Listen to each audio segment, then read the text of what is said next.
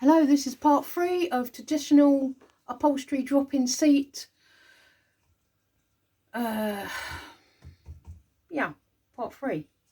Okay, today I'm going to show you how to put the hessian on, which is the next thing. The hessian is this layer that goes on top of the webbing, and it goes that way.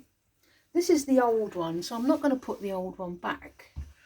I'm going to use something that I've got here already, but unfortunately I haven't got any hessian here, but I have got some linen, which is just as good.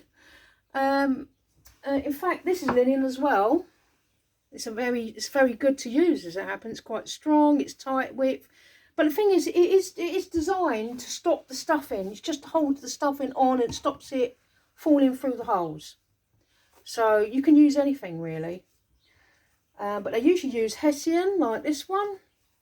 Now I've got some linen this colour in strips, so I thought I'd use it. I stitched it together, and like I say, no one's going to see it, and it's going to do the job.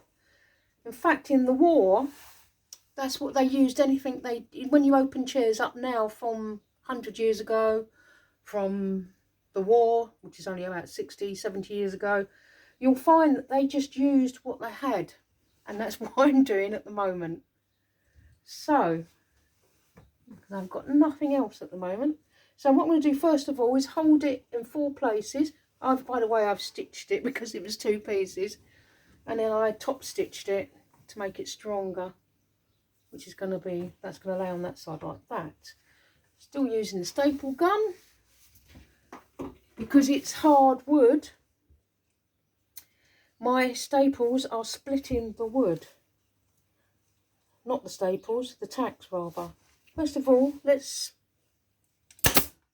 staple it bottom, top first of all, putting it quite flat, and then to the sides, one there and one on the other side.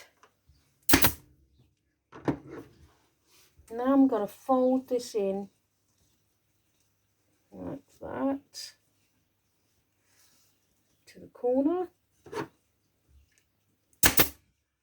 We'll put one in roughly every 1.5 inches. Oh, there's a sharp bit there. I'm going to bash that down with a hammer.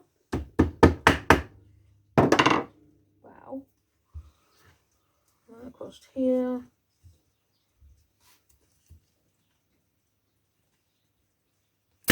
One, 2, 3. That should be enough.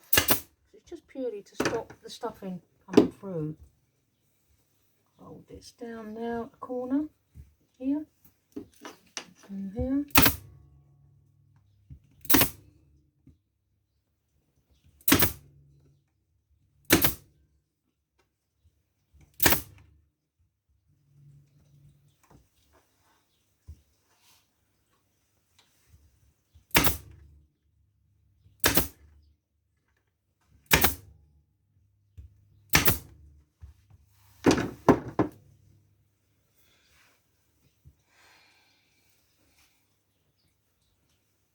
Fold it here.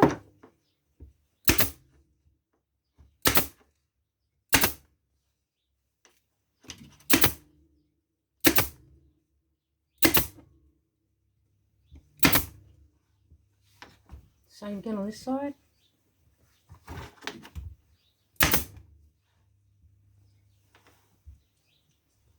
Just wanted to make sure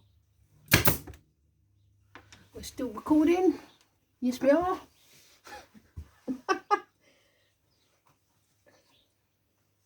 There we are.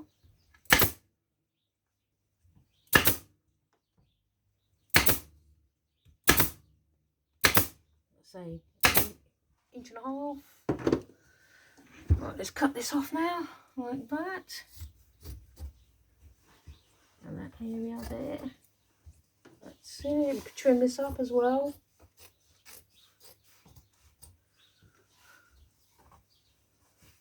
Give it a trim.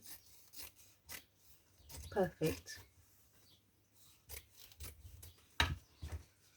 There we are. A nice base to keep our stuffing on.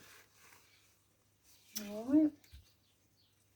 Another sharp bit there. We'll bash that down now. Get rid of them sharp bits. They'll come back and hurt you otherwise.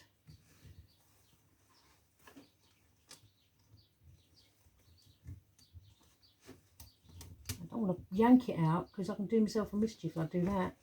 But then I might have to. That's it. Just twist it, turn it.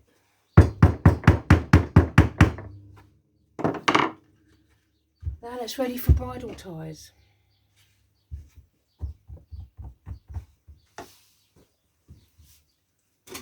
And what I'm going to do is look for my bridle tie string. You can use any string actually, as long as it just holds the stuffing on. That's all it's, you know, that's what it's for. They're called bridle ties. My chalk. So I'm going to put, say, every width of my hand. Oh look, there's another one sticking up there. Dangerous. Every width of my hand, the opening's there. Well, there's the opening. So it comes from there, there's the opening. Every width of my hand I'm going to mark the chalk. So put my hand across like this. Like that. And like that. By the time we get to there, can you see that? Yes, you can see the white chalky parts. And same again at the bottom.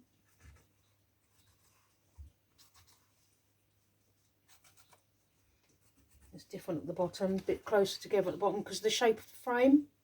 I'm going to join them lines up together. Just a rough guide, this is. It's just a rough guide to help my stitching be straight and square. This gives me a guide. Same again along that way like that, which will only be 3 hands I think. No, yep. 3 hands. Down here. Same again. 3 hands. There we are.